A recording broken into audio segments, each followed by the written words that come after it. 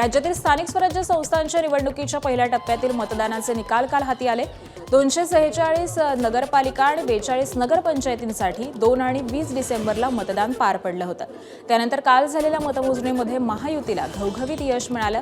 निकालानंतर भाजप पहिल्या नंबरचा तर शिवसेना दुसऱ्या नंबरचा पक्ष ठरला। एकूण 288 जागांपैकी भाजपने 117, शिवसेनेनं 53 तर अजित पवारांच्या राष्ट्रवादीनं 37 जागांवरती वर्चस्व राखलं। या विजयानंतर राज्यभरामध्ये महायुतीचा एकच जल्लोष पाहायला मिळाला। दरम्यान विधानसभेच्या निवडणुकीप्रमाणे या निवडणुकीमध्ये मवियाला मोठा धोबीपछाड मिळाला। मवियातील तिन्ही पक्षांना मिळून 50चा आकडा देखील पार करता आलेला नाही।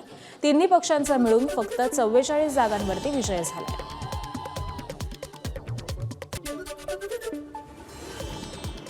2017 साली आम्ही नंबर 1चा पक्ष होतो।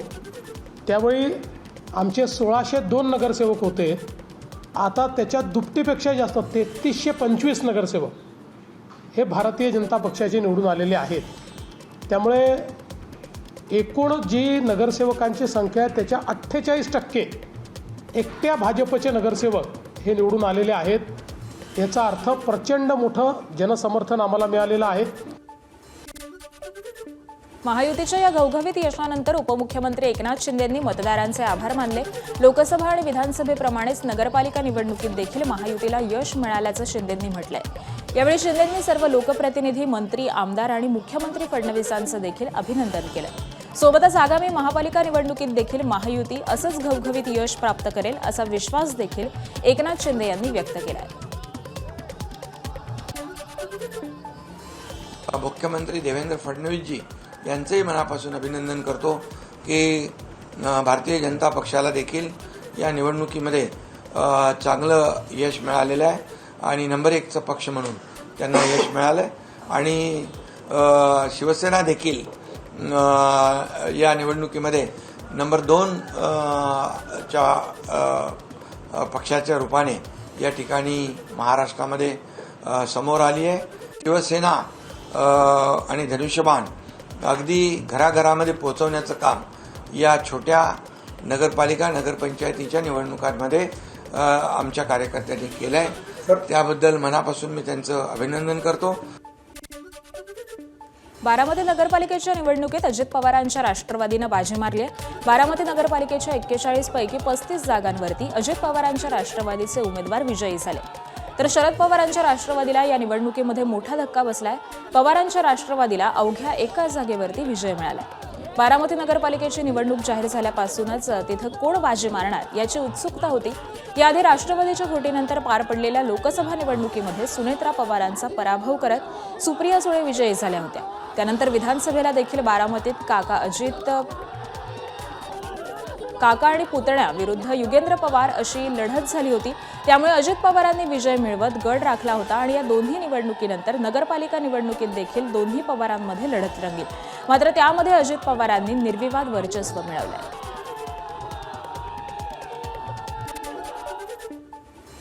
नगरपरिषद आणि नगरपंचायत निकालांमध्ये भाजप मोठा पक्ष ठरला तरी चंद्रपुरातील भाजपच्या निराशाजनक कामगिरीवरून माजी मंत्री आणि नेते सुधीर मुनगंटीवारांनी घरचा आहेर दिलाय।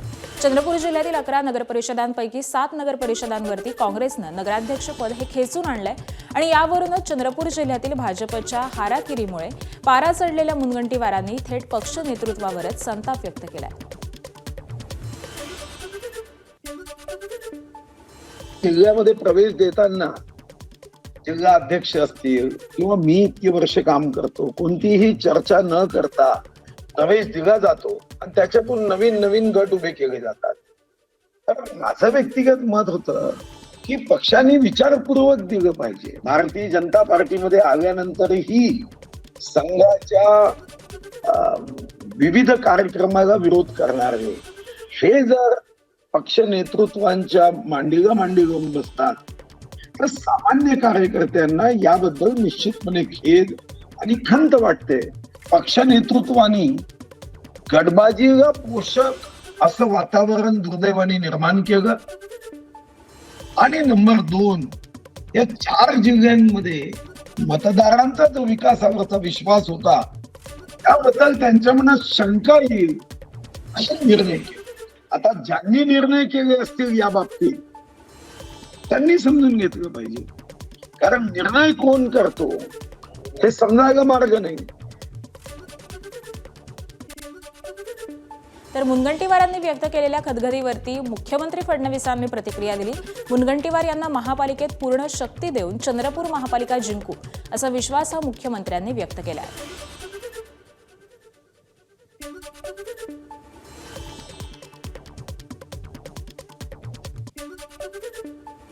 संपूर्ण महाराष्ट्रामध्ये हा जो काही विजय आपल्याला मिळालेला आहे, पण समजा जर सुधीर भाऊंना कुठली ताकद कमी पडली असेल तर त्याची भरपाई ही आता महानगरपालिकेच्या निवडणुकीत आम्ही देऊ. पूर्ण ताकद देऊन चंद्रपूरची महानगरपालिका आम्ही निवडून आणू. महायुतीच्या विजयानंतर मुंबईतल्या भाजप प्रदेश कार्यालयामध्ये जोरदार सेलिब्रेशन पाहायला मिळालं. यावेळी प्रदेशाध्यक्ष रवींद्र चव्हाणांनी झांज वाजवत कार्यकर्त्यांसोबत विजय साजरा केला.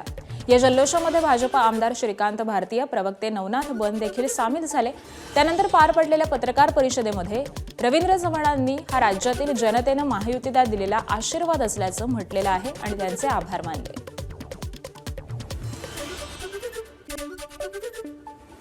2 तारखेला झालेल्या सर्व त्या सार्वत्रिक निवडणुका आणि काल 20 तारखेला झालेल्या उर्वरित अशा सार्वत्रिक निवडणुका, अशा दोनही दिवसांमध्ये झालेल्या निवडणुकांचा एकत्रितपणे असा हा निकाल हा आज संपूर्ण महाराष्ट्राच्या समोर हा येताना दिसतोय. या निवडणुकाच्या कार्यकर्त्यांच्या निवडणुका होत्या. या प्रदीर्घ कालावधीनंतर झालेल्या निवडणुका आहेत. त्यामुळे संपूर्ण महाराष्ट्रामध्ये या स्थानिक स्वराज्य संस्थांच्या निवडणुका या 288 नगरपालिका, नगरपरिषद आणि नगरपालिकांच्या होत्या. सांगलीच्या आटपाडी नगरपंचायतीत भाजप आमदार गोपीचंद पडळकरांची एकहाती सत्ता मिळवल्याचं पाहायला मिळालं.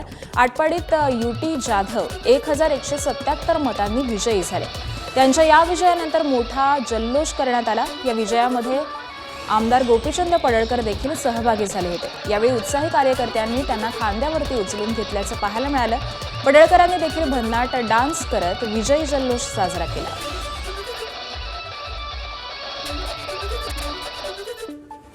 सांगलीतील उरुण ईश्वरपूर नगरपरिषदेवरती शरद पवारांच्या राष्ट्रवादीनं दणदणीत विजय मिळवला. नगराध्यक्षपदाचे उमेदवार आनंदराव मालगुडे यांच्यासह 24 नगरसेवक हे विजयी झाले.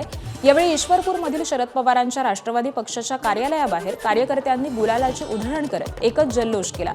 दरम्यान जनतेच्या विश्वासामुळे हा विजय झाला असून मुख्यमंत्री शहराला दिलेला शब्द पाळतील असा विश्वास जयंत पाटलांनी व्यक्त केलाय. त्याबरोबरच निवडणुकीच्या तोंडावरती पक्ष सोडून जे दुसऱ्या पक्षात गेले त्यांच्याबद्दल सहानुभूती असल्याचं देखील म्हणत जयंत पाटलांनी टोला लगावला. या दोन्ही ठिकाणच्या जनतेने विकासाला पाठिंबा दिला. माझे सगळे सहकारी, विशेषतः आष्ट्यामध्ये स्वर्गीय विलासराव शिंदे साहेबांचे सहकारी, त्यांचे चिरंजीव आणि राष्ट्रवादीचे सगळे कार्यकर्ते यांनी प्रचंड मेहनत घेतली. त्यामुळे 24 पैकी 23 जागा निवडून आल्या. नक्कीच लोकांनी मान्य केलं. ईश्वरपूरमध्ये देखील आणि आष्ट्यामध्ये देखील उमेदवार समोरच्या बाजूने चुकीचे होते. त्यांना वेगळ्या गुन्ह्याची पार्श्वभूमी अनेकांना होती. त्यामुळे जनतेने त्यांचं सगळं पॅनल नाकारलं. राज्यातील महत्त्वाच्या लढतींपैकी एक लढत अहिल्यानगरच्या संगमनेर नगरपालिकेची होती.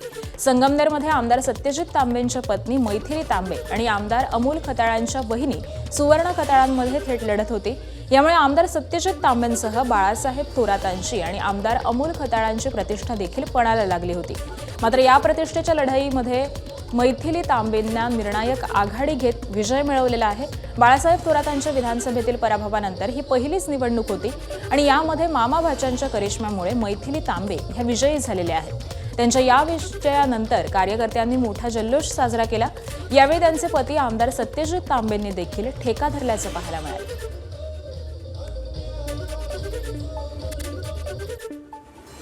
अहिल्यानगरच्या राहतामध्ये विखे पाटलांनी आपला गड शाबूत ठेवलेला आहे. राहत्यामध्ये 20 पैकी भाजपचे 19 नगरसेवक विजयी झाले, तर नगराध्यक्षपदी भाजपचे स्वाधीन गाडेकर हे बहुमतानं निवडून आलेले आहेत। विजयानंतर मोठा जल्लोष करण्यात आला। सुजय विखे देखील वाघाची प्रतिकृती असलेल्या एका आकर्षक रथावरून विजयी मिरवणुकीमध्ये सहभागी झाले। त्यांचा हा विजयोत्सव जिल्ह्यामध्ये चर्चेचा विषय ठरतोय। तर दुसरीकडे नेवासा नगरपालिकेमध्ये माजी आमदार शंकरराव गडाखांचा गड आला पण सिंह गेला अशी परिस्थिती झाली, कारण 17 पैकी 10 जागांवरती गडाखांचे उमेदवार हे विजयी झालेले आहेत, मात्र नगराध्यक्षपदी शिवसेनेच्या उमेदवाराचा विजय झालाय।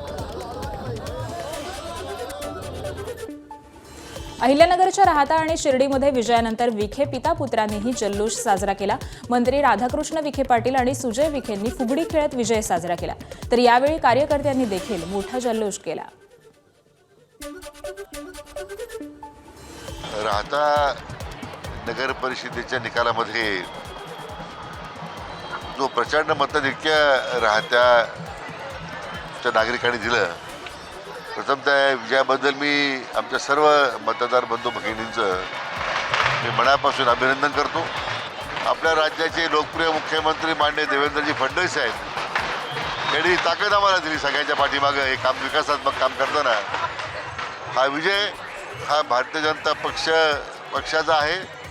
हा विजय आपले लोकप्रिय मुख्यमंत्री माननीय देवेंद्रजी फडणवीस साहेबांचा आहे। हा विजय या राज्याच्या तमाम नागरिकांचा आहे, त्यांना हा विजय मी समर्पित करतो। हिंगोलीच्या कळमनुरीमध्ये शिवसेना आमदार संतोष बांगरांचं वर्चस्व पाहायला मिळालं। निवडणुकीच्या आधी भाजपा आमदार तानाजी मुटकुळे आणि संतोष बांगर यांच्यातील संघर्ष हा चांगलाच रंगल्याचं पाहायला मिळालं होतं। त्यानंतर कळमनुरीतील निवडणूक ही प्रतिष्ठेची करण्यात आली होती आणि या प्रतिष्ठेच्या निवडणुकीमध्ये शिवसेनेच्या आश्लेषा चौधरींनी 1300 मतांनी विजय मिळवलाय। त्यांच्या या विजयानंतर सेना आमदार संतोष बांगरांनी शड्डू ठोकून जल्लोष केला। हिंगोली जिल्हा एकनाथ भाई शिंदेचा, हिंगोली जिल्हा शिंदे साहेबांचा आणि जे विरोधक होते ते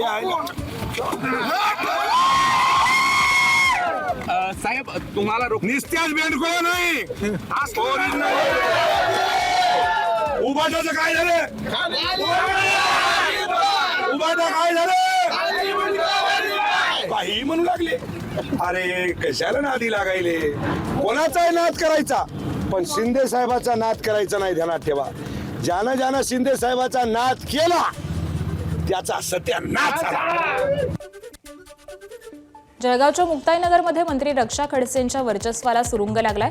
शिवसेना आमदार चंद्रकांत पाटलांच्या कन्या संजना पाटलांचा विजय झाला। त्यांच्या या विजयानंतर सेना कार्यकर्त्यांनी गुलालाची उधळण करत जल्लोष केला।